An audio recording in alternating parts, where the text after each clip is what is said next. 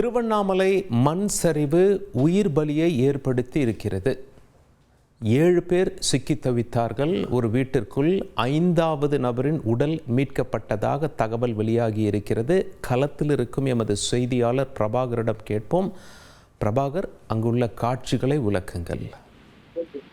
திருவண்ணாமலை வஉசி நகர் பகுதியில நேற்றைய தினம் அந்த அண்ணாமலையார் மலை பகுதியில் ஏற்பட்ட மண் சரிவின் காரணமா இடிபாடுகள்ல சிக்கி 7 பேர் சிக்கி இருந்தாங்க. அந்த 7 பேரை மீட்கும் பணியானது இன்று காலையிலிருந்து தேசிய பேரிடர் மீட்பு படை குழுவினரால் தொடர்ந்து மேற்கொள்ளப்பட்டு வந்தது. சுமார் 6 மணி முதல்ல தொடர்ந்து இட்டாச்சி வாகனம் மூலம் இந்த இடிபாடுகள்ல சிக்கி இருக்கக்கூடிய 7 பேரை மீட்கும் பணி இட்டாச்சி வாகனம் மூலம் மேற்கொள்ளப்பட்டது. தற்போது வரைக்கும் அதாவது அதிகாரப்பூர்வமா அந்த குழியிலிருந்து அந்த வீடு அந்த இடிபாடுகள்ல சிக்கி இருந்த வீட்டில இருந்து 4 உடல்கள் அந்த மீட்கப்பட்டிருக்கு வெளியே. 5வது உடல் அந்த குழிக்குள்ள இருக்கிறதா அங்க இருக்கக்கூடிய வனத்துறை அதிகாரிகள் நமக்கு தெரிவிச்சிருக்காங்க. அந்த 5வது உடலை சுத்தி ஒரு சில பாறைகள், சின்ன சின்ன பாறைகள் இருக்கிறதுனால அந்த பாறைகளை அப்புறப்படுத்த பணி இட்டாச்சி வாகனம் மூலம் நடந்து வந்துட்டு இருக்கு. அந்த மீட்கப்பட்டிருக்கக்கூடிய 4 உடல்கள்ல பார்த்தோம்னா அந்த ஒரு பெண் உடல், ஒரு சிறுவன், 2 சிறுமி அப்படின்னு பார்த்தோம்னா மொத்தமா 4 பேர் வெளியே மீட்கப்பட்டிருக்காங்க. அந்த அனைவரும் உடல் நசுங்கி நிலையில தான் மீட்கப்படுறாங்க. அவங்கள ஒரு கவர்ல போட்டு ஸ்ட்ரெச்சர் மூலமா என்டிஆர்எஃப் குழு வீரர்கள் ஆம்புலன்ஸ் நோக்கி எடுத்து சென்று போயிட்டு இருக்காங்க.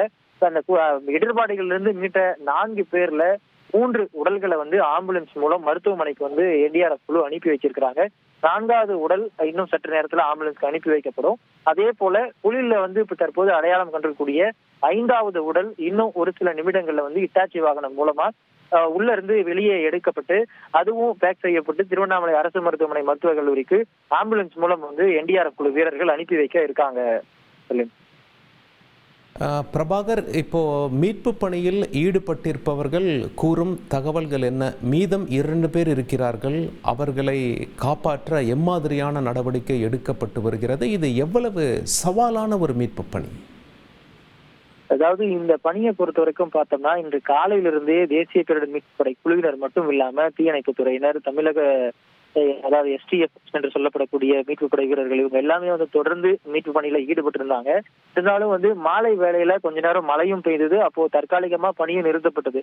ஆனா மீட்பு குழுவினருக்கு தெரிஞ்சிருச்சு, நம்மளால மேனுவலா செய்யும் போது இவங்களை மீட்க முடியாது அப்படிங்கறத ஒரு கன்க்ளூஷனுக்கு வந்த பிறகுதான் இவங்க அந்த எந்திரம் மூலமா, அதாவது இந்த இட்டாச்சி வாகனம் மூலமா மீட்பு பணியை துரிதப்படுத்தலான்னு ஒரு முடிவை எடுத்து இந்த பணியை தொடர்ந்து பண்ணிட்டு வந்துட்டு இருக்காங்க. மீட்பு குழுவினரை பொறுத்த வரைக்கும் என்னன்னா, இந்த இடர்பாடுகள்ல சிக்கக்கூடிய அந்த வீட்டுல முழுவதுமா மண் மட்டும் இல்ல, கற்கள் சிறு சிறு கற்கள் இருக்கு, பெரிய பாறாங்கற்கள் இருக்கு. இந்த பாறாங்கற்கள் எல்லாம் பார்த்தோம்னா ஒரு மீட்பு குழுவினரால இழுக்கவே ஒரு 15 பேர் சேர்ந்து கூட இழுக்க முடியாத அளவுக்கு பெரிய பெரிய பாறைகள்லாம் காலையில் இருந்தது.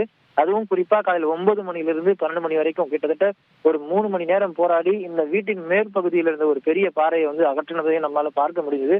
மீட்பு குழுவினருக்கு இது ஒரு சவாலான ஒரு சம்பவமா தான் பார்க்கப்படுது. ஏன்னா அந்த வீட்டுக்கு மேல பெரிய ராட்சத பாறை எப்போ வேணுமானாலும் உருண்டு வரலாம் அப்படின்ற சிச்சுவேஷன்ல ஒரு மேற்பகுதியில இருக்கு.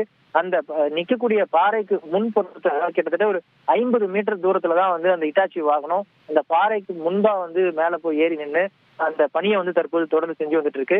இப்போ வரைக்கும் 4 உடல்கள் மீட்கப்பட்டிருக்கு. அந்த இடர்பாடுகள்ல இருந்து 5வது உடல் அடையாளம் காணப்பட்டிருக்கு, தலை கண்டெடுக்கப்பட்டிருக்கு. அந்த தலை சுத்தி இருக்கக்கூடிய இடர்பாடுகளை அப்புறப்படுத்தும் பணி இட்டாச்சி வாகனம் மூலமா நடந்து வருது.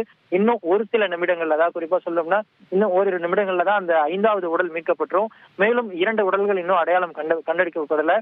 அந்த 2 உடல்களும் பார்த்தோம்னா ஒரு ஆண் சடலம், இன்னொன்னு ஒரு குழந்தை, ஒரு பெண் குழந்தை. இவங்களோட உடல் மட்டும் தான் இன்னும் மீதி கண்டெடுக்கப்பட வேண்டும். அந்த உடல்களும் கண்டெடுக்கப்பட்டு விரைவில் திருவண்ணாமலை அரசு மருத்துவமனைக்கு அனுப்பி வைக்கப்படும். இன்று இரவே பிரேத பரிசோதனை தொடங்கும்னு ஒரு தகவலும் கிடைச்சிருக்கு.